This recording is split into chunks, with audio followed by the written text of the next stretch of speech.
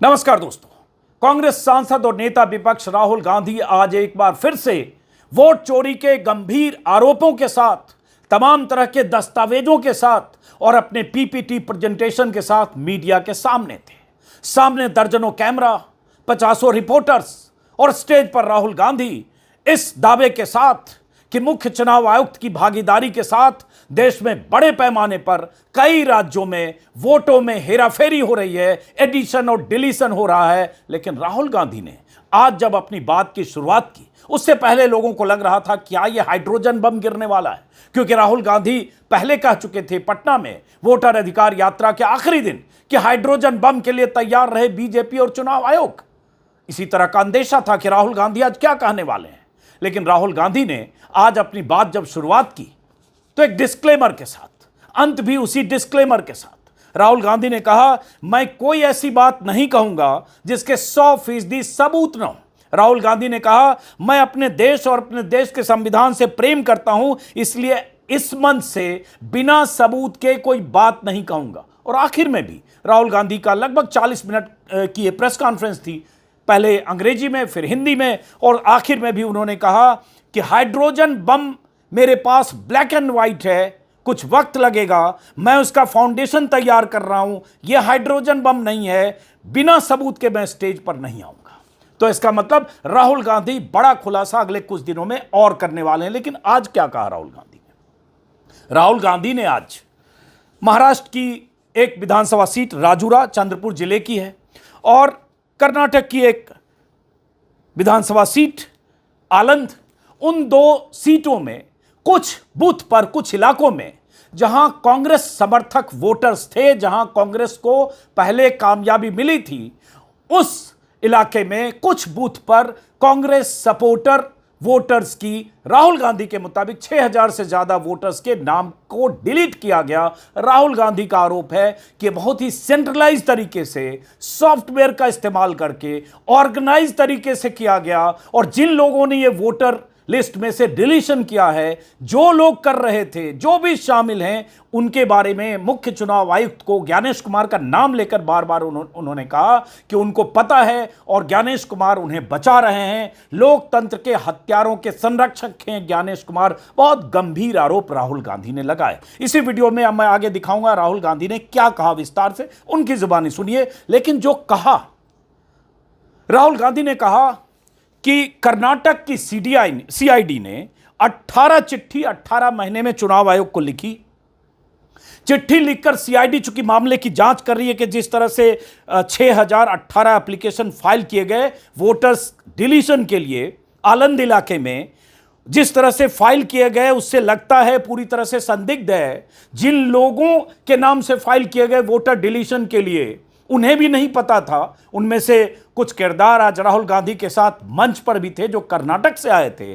और राहुल गांधी ने कहा कि सीआईडी ने, राज्य की सीआईडी ने 18 बार चुनाव आयोग को चिट्ठी लिखकर डिटेल जानकारी मांगी कि डेस्टिनेशन आईपी दें, किस मोबाइल नंबर का इस्तेमाल किया गया, कहां से किया गया, मोबाइल पर ओटीपी आया होगा, अगर डिलीशन के लिए कोई फॉर्म भरा होगा, कैसे फॉर्म भरे गए, किसने भरे, ये जानकारी दें। सीआईडी बार बार चुनाव आयोग से ये जानकारी मांग रही है, लेकिन सीआईडी को चुनाव आयोग ये जानकारी देने को तैयार नहीं है। राहुल गांधी ने इस तरह की बातें कहते हुए, ये आरोप लगाते हुए सीधे सीधे कहा कि 1 सप्ताह के भीतर ज्ञानेश कुमार इन आरोपों का जवाब दें या वो सारी जानकारियां सार्वजनिक करें जो उस जानकारियां वो नहीं दे रहे हैं। नहीं तो मैं यही मान रहा हूं कि ज्ञानेश कुमार ऐसे लोगों को प्रोटेक्ट कर रहे हैं। सब कुछ सेंट्रलाइज तरीके से हो रहा है, बड़े स्तर पर हो रहा है, बड़े लेवल पर रिसोर्स का इस्तेमाल हो रहा है, और चुनाव आयोग ये जानता है कि ये कौन कर रहा है। और राहुल गांधी ने, आज भी उनके हाथ में संविधान की किताब थी, उन्होंने कहा कि मैं चाहता हूं कि भारत के नागरिकों को पता होना चाहिए कि क्या हो रहा है, लोकतंत्र के हत्यारों को क्यों बचाया जा रहा है, और सीआईडी को ये जानकारियां क्यों नहीं दे रहे हैं मुख्य चुनाव आयुक्त या चुनाव आयोग। जब उनसे सवाल पूछा गया क्या यही हाइड्रोजन बम है, तब उन्होंने कहा कि यह हाइड्रोजन बम नहीं है। उन्होंने कहा यह वोट चोरी का एक उदाहरण है, एक मिसाल है। पिछली बार हमने एडिशन के बारे में बताया था, इस बार हम डिलीशन के तरीके बता रहे हैं, आपको बता रहे हैं किस तरह से कॉल सेंटर और सॉफ्टवेयर का इस्तेमाल करके बड़े स्तर पर यह प्रयोग किया जा रहा है या इस तरह से नाम हटाए जा रहे हैं। इस तरह से जो नाम हटाए जा रहे हैं उसमें ज्यादातर या कहें तो कांग्रेस समर्थक या विपक्ष के वोटर हैं, चाहे दलित हो, चाहे आदिवासी हो, चाहे अल्पसंख्यक हो, उनके वोटर्स को, उनके बूथ को, उन इलाकों को जहां से उनको अच्छे वोट मिलते रहे, जहां से उन्हें कामयाबी मिली। उसी में 2018 के विधानसभा चुनाव का कर्नाटक का जिक्र किया कि जिन बूथों पर कांग्रेस जीती थी 10 में से 8 बूथों पर वहां 6000 वोट डिलीट किए गए। यह सॉफ्टवेयर के जरिए सेंट्रलाइज ढंग से टारगेटेड डिलीशन है। राहुल गांधी के संगीन आरोप के बाद अभी जब मैं वीडियो रिकॉर्ड कर रहा हूं तो ज्ञानेश कुमार की तरफ से, चुनाव आयोग की तरफ से जवाब आया, खंडन आया है कि राहुल गांधी का यह आरोप बेबुनियाद है, निराधार है। ऐसा ही तब भी हुआ था जब कर्नाटक को लेकर राहुल गांधी ने प्रेस कॉन्फ्रेंस की थी। बहुत सारे सवाल राहुल गांधी ने खड़े किए थे। राहुल गांधी ने कहा था कि उनकी टीम ने 6 महीने तक काम की, बहुत सारे किया और बहुत सारे दस्तावेज दिखाए थे। तब कई दिन बाद जब ज्ञानेश कुमार की प्रेस कॉन्फ्रेंस थी, रविवार को अचानक बुलाई गई प्रेस कॉन्फ्रेंस में ज्ञानेश कुमार, मुख्य चुनाव आयुक्त, ने कहा था कि राहुल गांधी या तो माफी मांगे अपने दावों के लिए, अपने आरोपों के लिए, या हलफनामा दें, तीसरा उनके पास कोई विकल्प नहीं है। तब भी कांग्रेस और राहुल गांधी की तरफ से कहा जा रहा था कि जांच की जिम्मेदारी चुनाव आयोग की है, चुनाव आयोग जांच करे। और यह भी कहा गया कि हलफनामा क्या मुख्य चुनाव आयुक्त देंगे कि जितनी बातें कही जा रही है वो सब गलत है। खैर, आज राहुल गांधी ने क्या कहा? राहुल गांधी ने यह भी कहा कि महाराष्ट्र, कर्नाटक, हरियाणा, यूपी, हर जगह इस तरह से सेंट्रलाइज तरीके से, ऑर्गेनाइज तरीके से वोटर लिस्ट में डिलीशन और एडिशन हो रहा है और ये सब कुछ मुख्य चुनाव आयुक्त की जानकारी में हो रहा है। उनसे जब सवाल पूछा गया पत्रकारों की तरफ से, तो उन्होंने ये भी कहा कि संविधान की हिफाजत का काम संवैधानिक संस्थाओं का है, विपक्ष का नहीं, लेकिन हम अपनी जिम्मेदारी निभा रहे हैं, हमारा काम है सच को दिखाना। राहुल गांधी ने यह भी कहा कि चुनाव आयोग के भीतर से अब हमारे पास सूचनाएं आ रही है, जानकारियां आ रही है, इसलिए चुनाव आयोग बच नहीं सकता। ज्ञानेश कुमार पर सीधे आरोप लगाते हुए कहा कि वोट चोरों की हिफाजत कर रहे हैं और इसलिए इतने बड़े पैमाने पर यह सब हो रहा है और चुनाव आयोग से कोई जवाब नहीं। मैं चाहता हूं राहुल गांधी ने जो कहा, क्योंकि विस्तार से इसके बाकी पहलू पर अगर मौका मिलेगा दूसरा वीडियो बनाएंगे, लेकिन राहुल गांधी ने जो कहा हिंदी में, उस हिस्से को सुनिए और समझिए कि राहुल गांधी के कहे के मायने क्या है। ये एक और उदाहरण है वोट चोरी का। पिछली बार मैंने आपको एडिशंस के बारे में बताया था, यह हम आपको डिलीशंस के बारे में दिखा रहे हैं और सबूत के साथ हम आपको दिखाएंगे कि ये जो डिलीशंस हुए हैं ये सेंट्रलाइज तरीके से कॉल सेंटर के प्रयोग करके, सॉफ्टवेयर के प्रयोग करके किए गए हैं।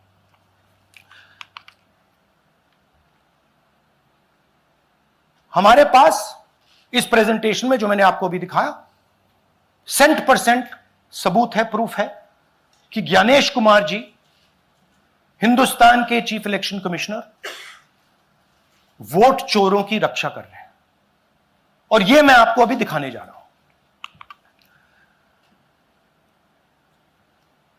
हर इलेक्शन में हमें रिपोर्ट आती थी कि वोटर्स डिलीट हो रहे हैं,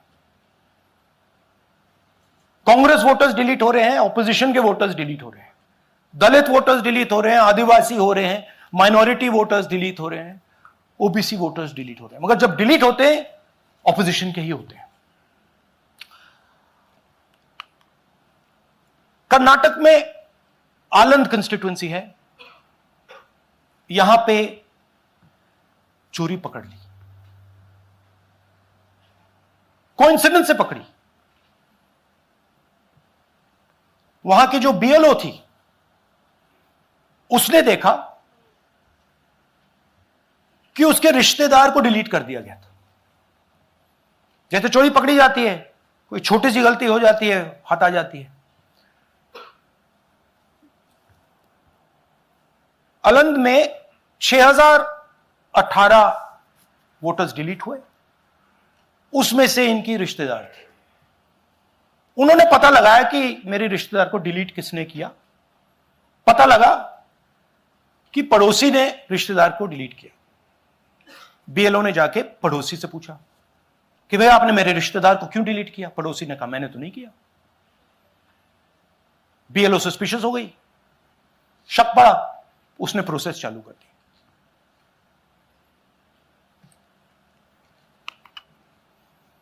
पता क्या लगा कि कोई ना कोई किसी ने अलंग में वोटर डिलीशन सिस्टमैटिकली ऑर्गेनाइज तरीके से, सेंट्रलाइज तरीके से किया। हमें यह नहीं मालूम कि आनंद में कितने वोटर डिलीट हुए, क्योंकि इससे बहुत ज्यादा हो सकते हैं।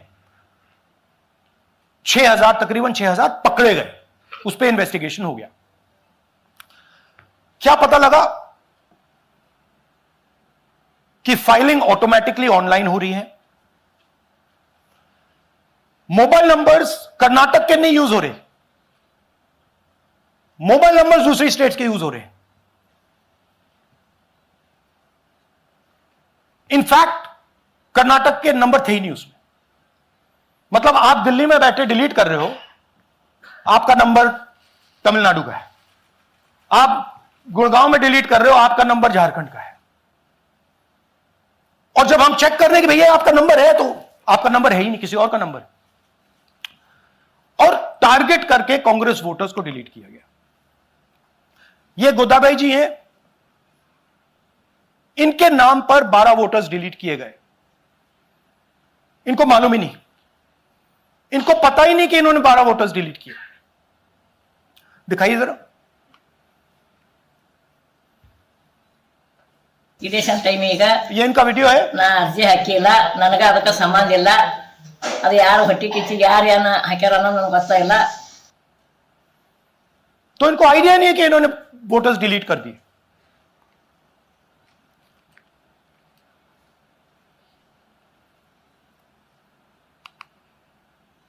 ये सारे के सारे जो नंबर्स हैं, ये कर्नाटक के नंबर्स नहीं हैं, ये अलग अलग स्टेट्स के नंबर्स हैं। और इन नंबर्स को आप फोन करके देखिए, रिप्लाई नहीं आता है।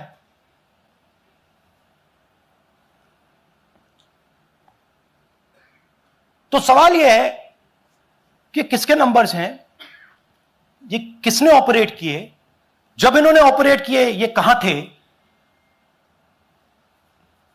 आईपी एड्रेस क्या था, ओटीपी कैसे जनरेट हुआ, कहां गया, यह सवाल है।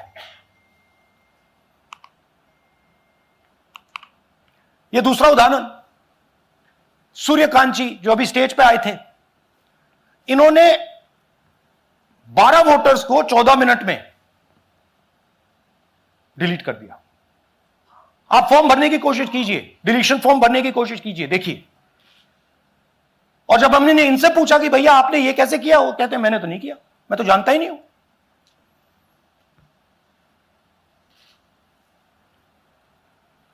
बबीता चौधरी जी का इन्होंने एक नाम डिलीट किया, यहां खड़ी है बबीता जी, यहां है।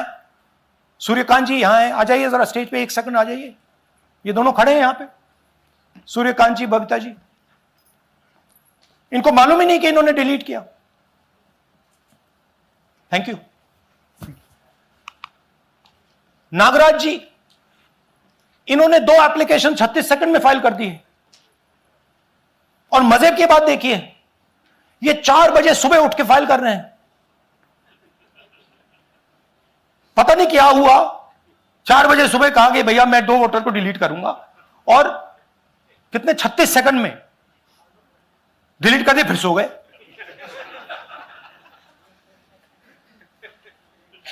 हमारी माइंड में पहले सवाल था कि क्या इलेक्शन कमीशन भी सो रहा है, मगर नहीं, सोया कोई नहीं है, जगे हुए हैं, सिस्टमैटिकली मदद हो रही है। यह देखिए दूसरी बात, जो भी डिलीट कर रहा है वोटर लिस्ट में उसका सीरियल नंबर 1 है। मतलब जो भी वोटर लिस्ट में पहले नंबर पे आता है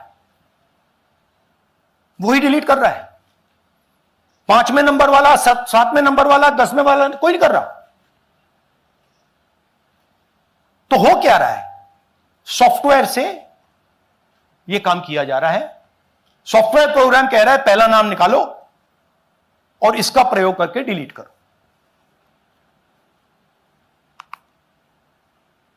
टारगेटेड डिलीशंस हो रहे हैं। कांग्रेस पार्टी पर आनंद में अटैक किया।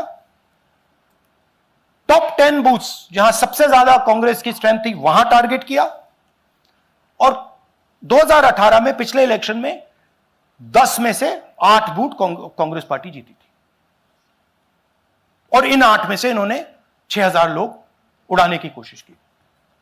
ये कोइंसिडेंस नहीं था, ये प्लान था और ये सेंट्रलाइज तरीके से किया जा रहा है। अब मैंने बहुत बड़ी बात बोली,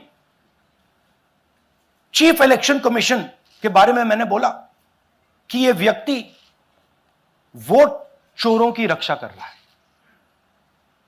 जो भी मैं यहां बोल रहा हूं 100% प्रूफ के साथ, सबूत के साथ बोल रहा हूं। और मैं अभी आपको दिखाना चाहता हूं कि मैं ये शब्द क्यों बोल रहा हूं और किस बेसिस पे बोल रहा हूं। आपको अपनी आंखों से यह दिखेगा। कर्नाटका सीआईडी ने केस चालू किया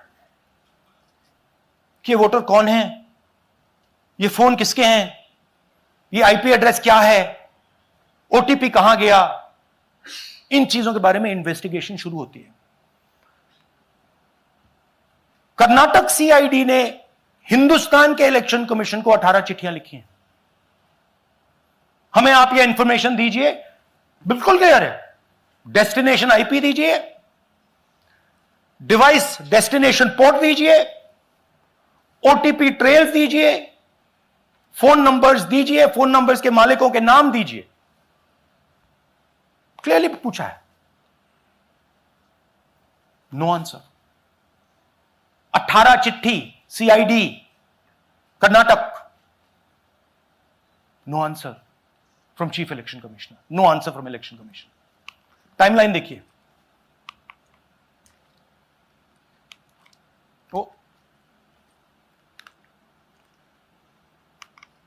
ओके, फरवरी 23 में इन्वेस्टिगेशन शुरू होती है। मार्च 23 में कर्नाटका सीआईडी चिट्ठी लिखती है ईसीआई को कि हमें सारे डिटेल्स दे दीजिए। अगस्त में इनकंप्लीट डिटेल्स दी जाती हैं, जिससे कोई इन्वेस्टिगेशन आगे नहीं बढ़ेगा। जिन चीजों की जरूरत थी वो नहीं दी, जिसकी जरूरत नहीं थी वो सारी दे दी। पहला सबूत। दूसरा सबूत, 18 बार रिमाइंडर लेटर गए हैं। आपको अगर सीआईडी एक बार लेटर भेज दे और आप नहीं गए, आप जानते हो क्या होगा। यहां पे इलेक्शन कमीशन को 18 बार लेटर गए हैं, कुछ नहीं हुआ है। बाद में क्या होता है, कर्नाटक ईसी इलेक्शन कमीशन को लिखता है, कहता है भैया हमें दे दीजिए, आपको इंफॉर्मेशन देना पड़ेगा। No reply. मार्च 25 में, आखिरी लेटर सितंबर में गया है, कुछ ही दिन पहले। No reply from EC. यह है सबूत कि ज्ञानेश कुमार जी वोट चोरों की रक्षा कर रहे हैं। और यह ब्लैक एंड व्हाइट सबूत है, इसमें कोई कंफ्यूजन नहीं है कहीं।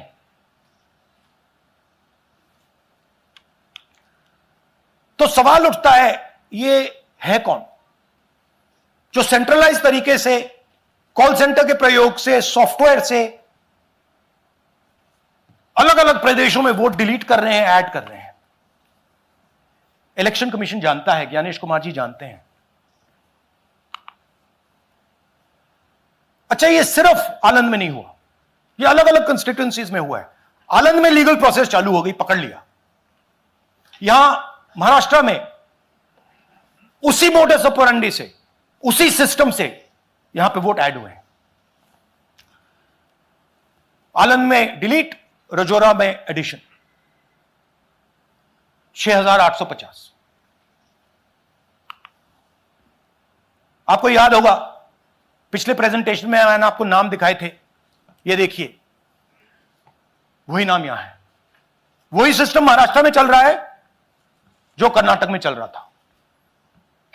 नाम वैसे ही है, जेडब्ल्यू जेडब्ल्यू जेडब्ल्यू, पता वैसा है, जेडब्ल्यू जेडब्ल्यू, नाम यू ऐसे किसी ने टाइप करके लगा दिया। तो जो ये काम कर रहा है, ये उत्तर प्रदेश में, हरियाणा में, बिहार में, कर्नाटक में, महाराष्ट्र में वो ही कर रहा है।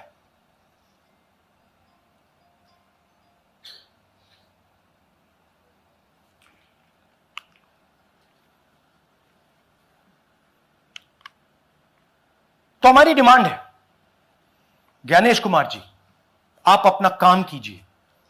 आपने ओथ लिया है, आप हिंदुस्तान के चीफ इलेक्शन कमिश्नर हैं।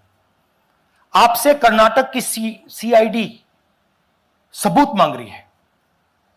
आप कर्नाटक की सीआईडी को यह सबूत 1 सप्ताह के अंदर दे दीजिए, नहीं तो पूरा हिंदुस्तान के सारे युवा इस बात को एक्सेप्ट करेंगे कि आप हिंदुस्तान के कॉन्स्टिट्यूशन, हिंदुस्तान के संविधान की हत्या में शामिल हो, हिंदुस्तान की संविधान की रक्षा नहीं कर रहे हो और वोट चोरों की आप मदद कर रहे हो।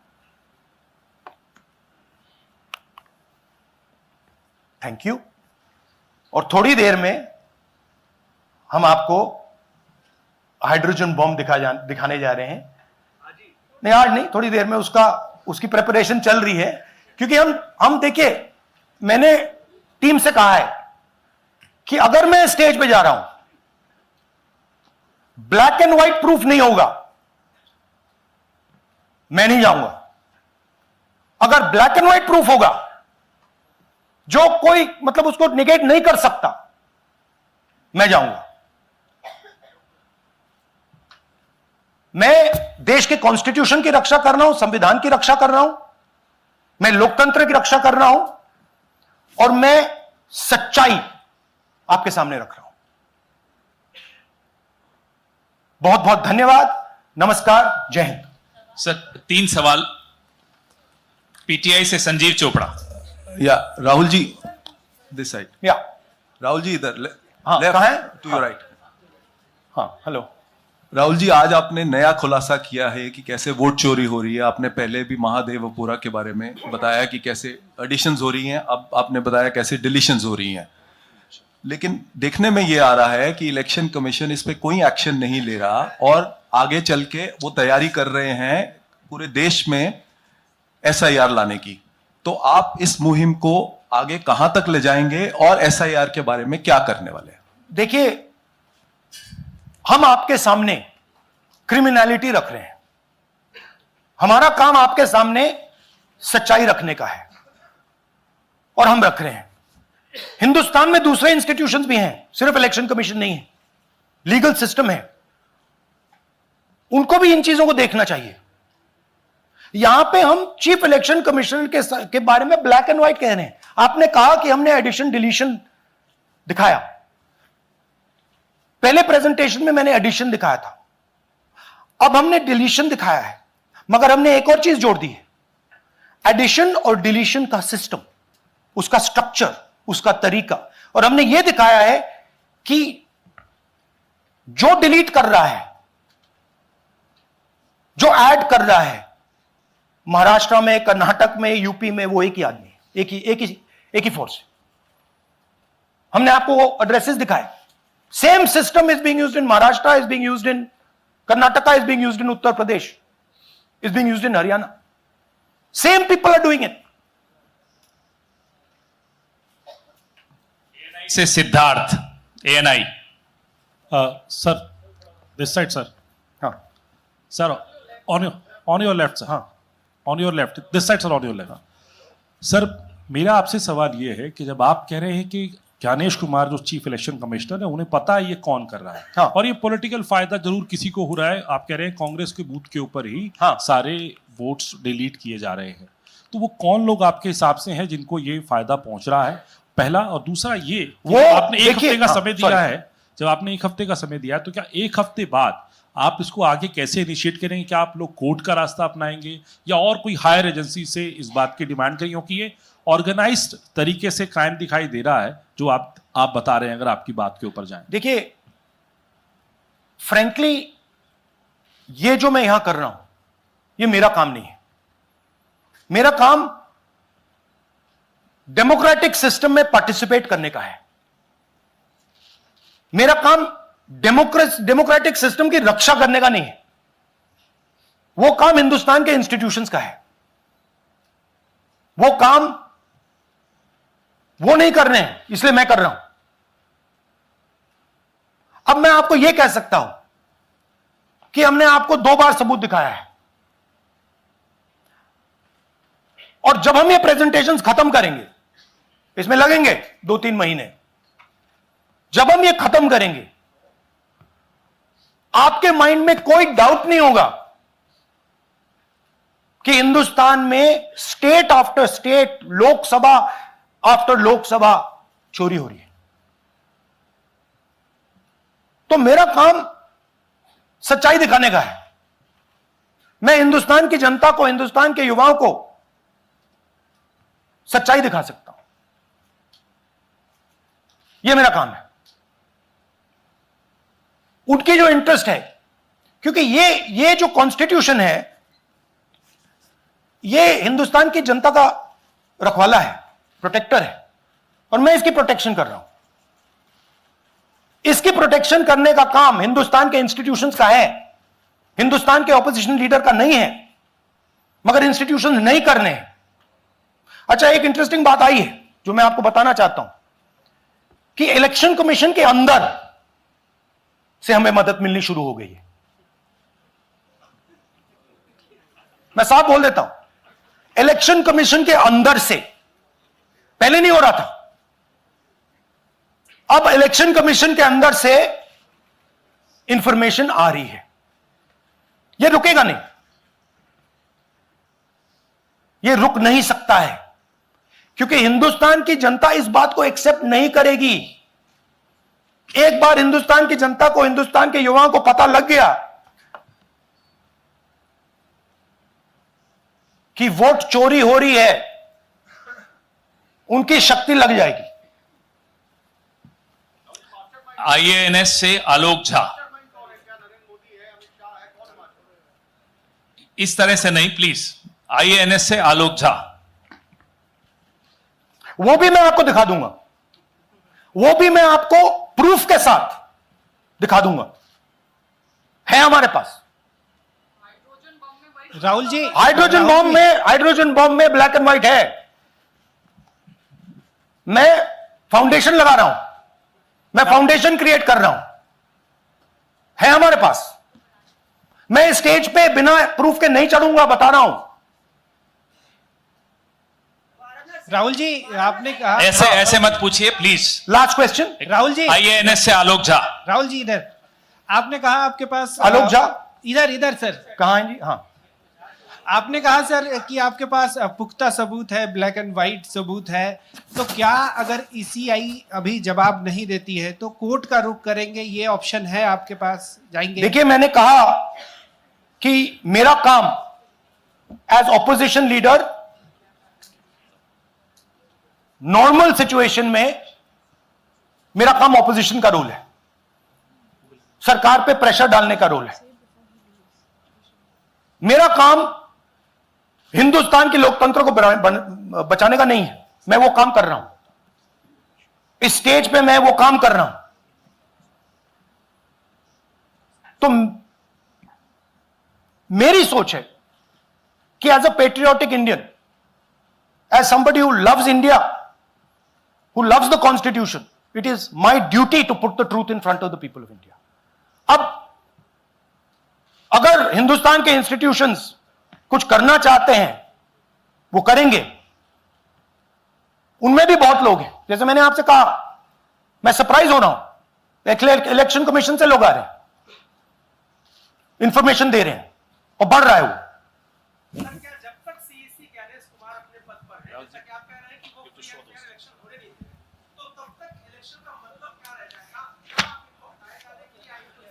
हाँ, तो आप इमेजिन कीजिए, और ये शॉकिंग बात ये है बस कि ये अभी शुरू नहीं हुआ, ये 10-15 साल से चल रहा है। ये सिस्टम है, ये स्ट्रक्चर है। हिंदुस्तान की जो डेमोक्रेसी है वो हाईजैक हो गई है। I am shocked frankly. Democracy, brothers and sisters, democracy can only be saved by the people of India. Nobody else can save democracy. Rahul Gandhi can come here and say something and say this is the truth. But the people of India, who I believe in, who I love, can do it. The day the people of India realize that आपका जो लोकतंत्र है, आपका जो संविधान है, वो आपसे चोरी हो गया है, उस दिन काम हो जाएगा. Thank you. अब आप लोग अपने स्थान पर खड़े हो जाइए राष्ट्रगान के लिए. ये है इनकी डिटेल लिस्ट. देख लीजिए.